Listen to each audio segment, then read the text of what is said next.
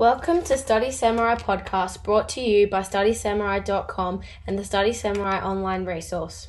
We provide high school students and their teachers all they need to help students achieve their personal best in their high school years.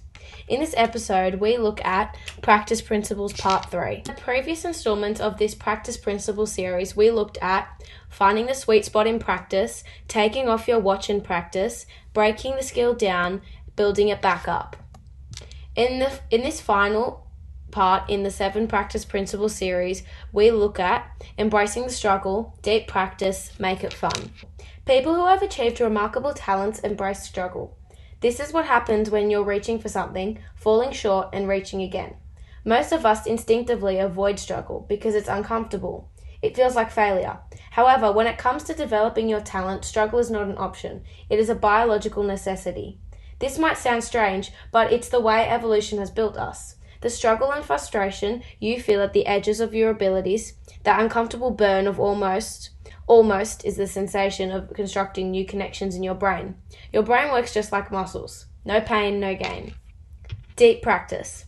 With the deep practice, small daily practice snacks are more effectively than once a week practice binges. The reason has to do with the way our brain grows. Incrementally, a little each day, even as we sleep.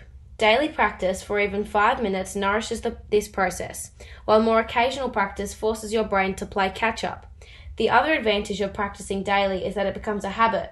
The act of practicing, making time to do it, doing it well, can be thought of as a skill in itself, perhaps the most important skill of all. Give time. According to research, establishing a new habit takes 66 days. When you think about practice, you may think boring. This tip is to turn your practice into games. Make practice fun.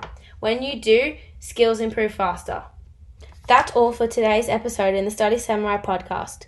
Go to StudySamurai.com for more episodes and resources, including a free presentation and more information about how your school can subscribe to the online Study Samurai library.